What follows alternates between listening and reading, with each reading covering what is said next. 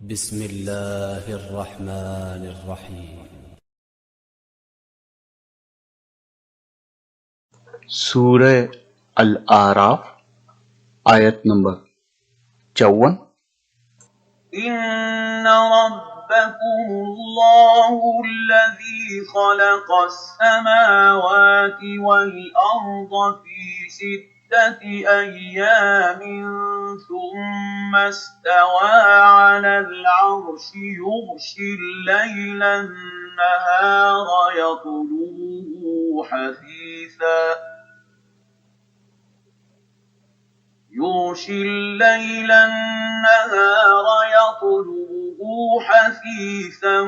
والشمس والقمر والنجوم مسخرات بأمره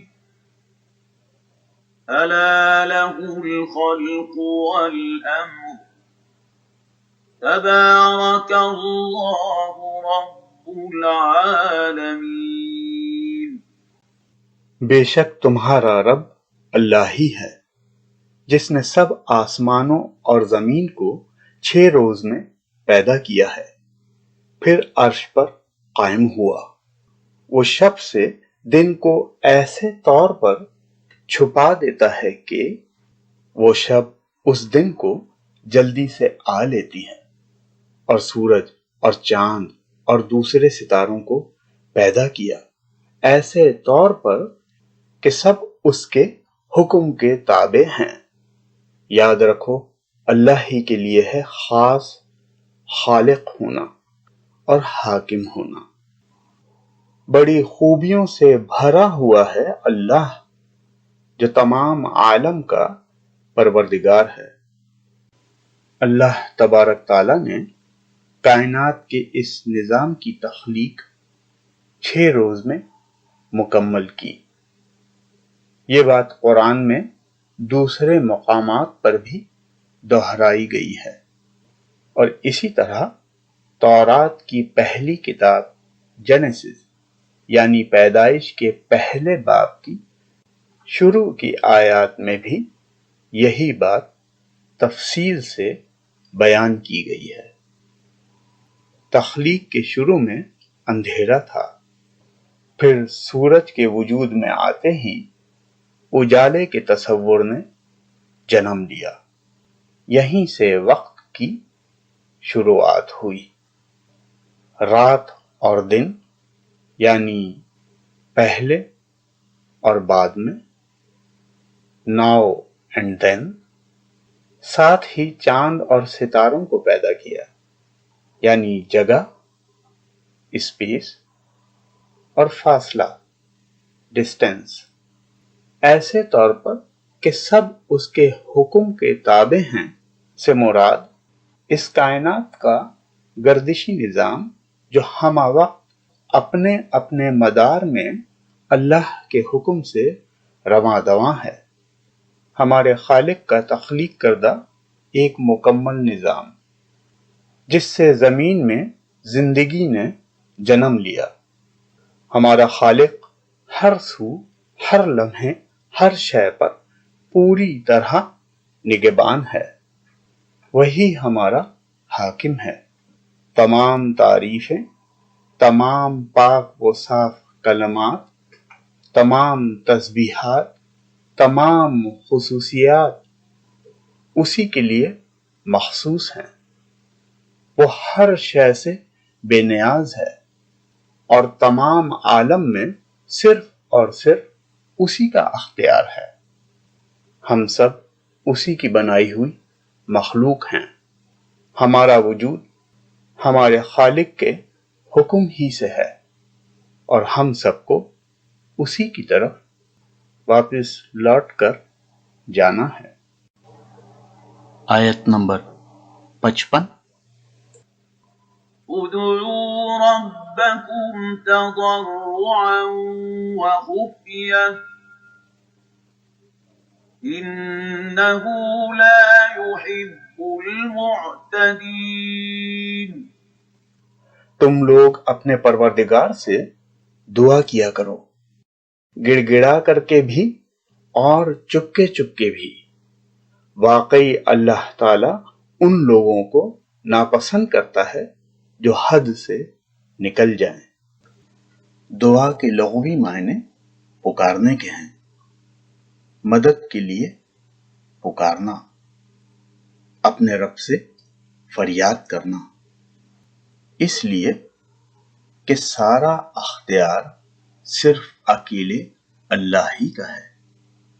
ہر شے اس کے رحم و کرم کی محتاج ہے۔ تمام فیصلے ہمارے رب کے ہی ہیں، اور یقین جانیے ہمارے خالق کی طرف سے ہمارے لیے طے کی گئی ہر بات ہی ہمارے لیے بہترین ہے، کیونکہ ہمارا علم بہت محدود ہے اور فطرتاً ہم بہت جلد باز بھی ہیں۔ ہمارا خالق بہت اچھی طرح جانتا ہے کہ کون سا وقت کس بات کے لیے ہمارے لیے بہترین ہے۔ اپنے رب سے فریاد کرتے رہیے، اس کی حمد و تسبیح کے ساتھ۔ وہ بہت کرم کرنے والا ہے، بہت فضل کرنے والا ہے۔ اس کے پاس کبھی نہ ختم ہونے والے بیش بہا خزانے ہیں۔ آپ کی اپنے رب سے کی گئی کوئی التجا، کوئی پکار رائگاں نہیں جاتی۔ آپ صحیح وقت پر اچھا اجر ضرور پائیں گے۔ اگر آپ اپنے رب کو چھوڑ کر کسی اور سے اپنی فریاد کریں گے تو کہیں ایسا نہ ہو کہ آپ خسارہ پانے والوں میں سے ہو جائیں۔ حدود کا خیال رکھیے۔ آیت نمبر 56۔ وَلَا تُفْسِدُوا فِي الْأَرْضِ بَعْدَ إِصْلَاحِهَا وَادْعُوهُ خَوْفًا وَطَمَعًا إِنَّ رَحْمَتَ اللَّهِ قَرِيبٌ مِّنَ الْمُحْسِنِينَ۔ اور دنیا میں اس کے بعد کہ اس کی درستگی کر دی گئی ہے، فساد مت پھیلاؤ، اور تم اللہ کی عبادت کرو، اس سے ڈرتے رہو اور امیدوار رہو۔ بے شک اللہ تعالی کی رحمت نیک کام کرنے والوں کے نزدیک ہے۔ فتنہ و فساد رزق تنگ کر دیتا ہے، آپ کے کاموں سے برکت ختم ہو جاتی ہے۔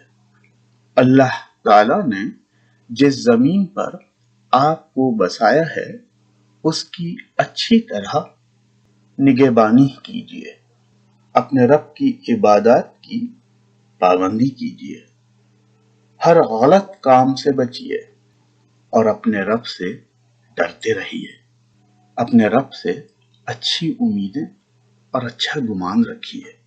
آپ اپنے رب کے بارے میں جتنا اچھا گمان رکھیں گے اتنی ہی بھلائی اپنے رب سے پائیں گے۔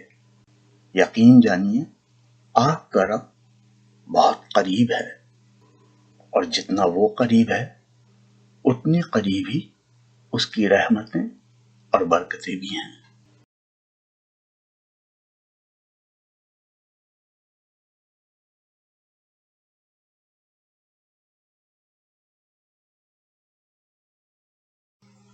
سورہ الاعراف آیت نمبر 59۔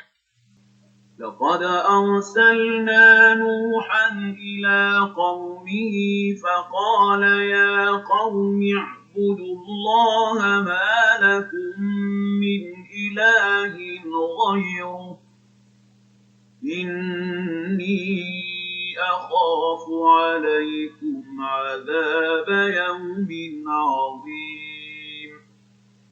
ہم نے نوح کو ان کی قوم کی طرف بھیجا، انہوں نے فرمایا اے میری قوم، تم اللہ کی عبادت کرو، اس کے سوا کوئی تمہارا معبود ہونے کے قابل نہیں۔ مجھ کو تمہارے لیے ایک بڑے دن کے عذاب کا اندیشہ ہے۔ آیت نمبر 65۔ وإلى عاد أخاهم هودا قال يا قوم اعبدوا الله ما لكم من إله غيره أفلا تتقون۔ اور ہم نے قوم عاد کی طرف ان کے بھائی ہود کو بھیجا۔ انہوں نے فرمایا اے میری قوم، تم اللہ کی عبادت کرو، اس کے سوا کوئی تمہارا معبود نہیں، سو کیا تم نہیں ڈرتے؟ انبیاء کرام اپنی اپنی قوموں ہی کی طرف بھیجے جاتے تھے۔ انسان اپنے ہم زبانوں سے مانوس بھی ہوتا ہے اور ان کے مزاج، فطرت، رسم و رواج، روایات سے اچھی طرح آشنا بھی ہوتا ہے۔ قدرتی طور پر جو بات آپ اپنی ہی زبان میں اپنے ہم زبانوں سے سہل انداز میں کر سکتے ہیں، وہ بات آپ کسی دوسری زبان میں اس سادگی اور اس خوبصورتی سے بیان نہیں کر سکتے، چاہے آپ کتنی ہی دسترس رکھتے ہوں۔ یہ نظام قدرت ہے۔ اسی نسبت سے انبیاء کرام کو ان کی قوموں کا بھائی قرار دیا گیا ہے۔ یہاں بھائی سے مراد قربت کے ہیں۔ تمام انبیاء کرام نے صرف اللہ ہی کی عبادت کرنے کی تعلیم دی ہے۔ آپ اللہ کی ذات اور صفات میں کسی دوسرے کو شریک نہیں ٹھہرا سکتے۔ لفظ مسلمان کا مطلب ٹو سبمٹ، ٹو سرنڈر کے ہیں، یعنی آپ اپنی ول اپنے خالق کے حکم کے آگے سرنڈر کر دیتے ہیں، یعنی اپنے آپ کو اپنے خالق کے حوالے کر دیتے ہیں، اس کے حکم کے پابند ہو جاتے ہیں۔ اپنے رب کے ہر حکم کی من و عن تابعداری کرنے اور فرمانبرداری اپنانے کا نام مسلمان ہے۔ یہ نام آپ کو اللہ تعالیٰ ہی نے دیا ہے۔ اس نام کو چھوڑ کر آپ اپنے کوئی دوسرے نام نہ رکھیے، کیونکہ آپ پھر کچھ اور ہی ہیں، وہ نہیں ہیں جو اللہ چاہتا ہے۔ آیت نمبر 73۔ وَإِلَى ثَمُودَ أَخَاهُمْ صَالِحًا قَالَ يَا قَوْمِ اعْبُدُوا اللَّهَ مَا لَكُمْ مِنْ إِلَٰهٍ غَيْرُهُ قَدْ جَاءَتْكُمْ بَيِّنَةٌ مِّن رَّبِّكُمْ هَٰذِهِ نَاقَةُ اللَّهِ لَكُمْ آيَةً فَذَرُوهَا تَأْكُلْ فِي أَرْضِ اللَّهِ وَلَا تَمَسُّوهَا بِسُوءٍ فَيَأْخُذَكُمْ عَذَابٌ أَلِيمٌ۔ اور ہم نے سمود کی طرف ان کے بھائی صالح کو بھیجا۔ انہوں نے فرمایا اے میری قوم، تم اللہ کی عبادت کرو، اس کے سوا کوئی تمہارا معبود نہیں۔ تمہارے پاس تمہارے پروردگار کی طرف سے ایک واضح دلیل آ چکی ہے۔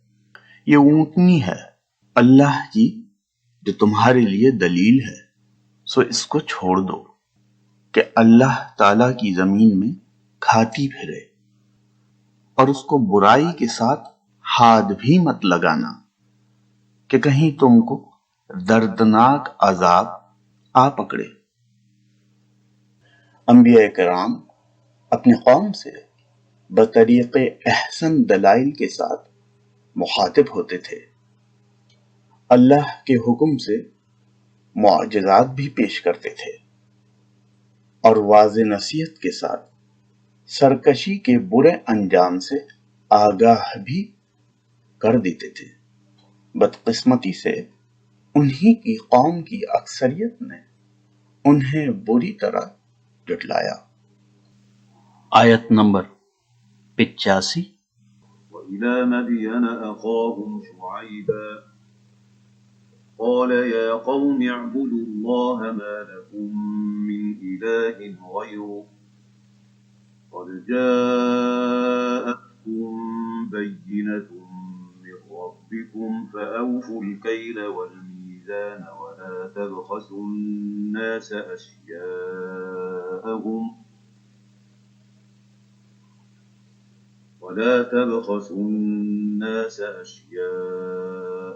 ولا تفسدوا في الأرض بعد إصلاحها ذلكم خير لكم إن كنتم مؤمنين۔ اور ہم نے مدین کی طرف ان کے بھائی شعیب کو بھیجا۔ انہوں نے فرمایا، اے میری قوم، تم اللہ کی عبادت کرو، اس کے سوا کوئی تمہارا معبود نہیں۔ تمہارے پاس تمہارے پروردگار کی طرف سے واضح دلیل آ چکی ہے، پس تم ناپ اور تول پورا پورا کیا کرو اور لوگوں کو ان کی چیزیں کم کر کے مت دو، اور روئے زمین میں اس کے بعد کہ اس کی درستگی کر دی گئی ہے فساد مت پھیلاؤ۔ یہ تمہارے لیے نافع ہے اگر تم تصدیق کرو۔ حضرت شعیب علیہ السلام نے بھی صرف اور صرف اللہ ہی کی عبادت کرنے کی تاکید کی، اور ساتھ ہی اپنی قوم کی معاشرتی برائیوں پر بھی انہیں سختی سے تنبیہ کی۔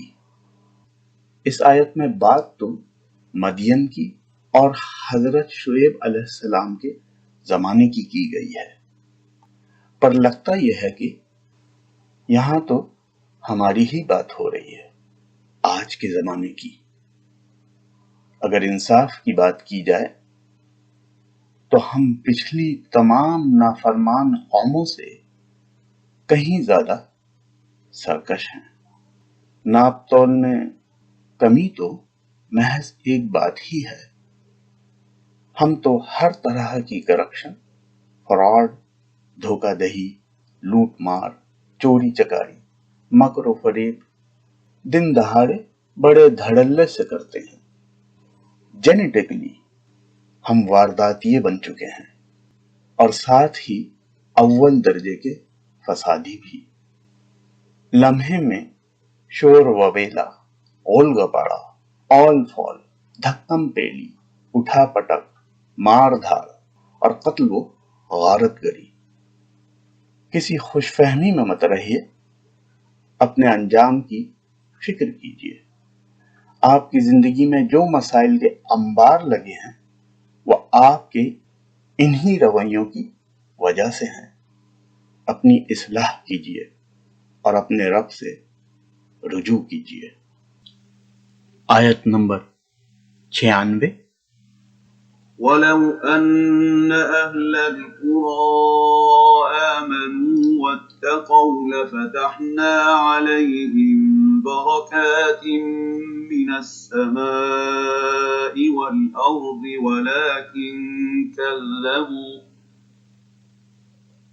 ولكن كذبوا فأخذناهم بما كانوا يكسبون۔ اور اگر ان بستیوں کے رہنے والے ایمان لے آتے اور پرہیزگاری اختیار کرتے تو ہم ان پر آسمان اور زمین کی برکتیں کھول دیتے، لیکن انہوں نے تکذیب کی تو ہم نے ان کے اعمال کی وجہ سے ان کو پکڑ لیا۔ عمل سے زندگی بنتی ہے، جنت بھی جہنم بھی۔ سبحان اللہ و بحمدہ، سبحان اللہ العظیم۔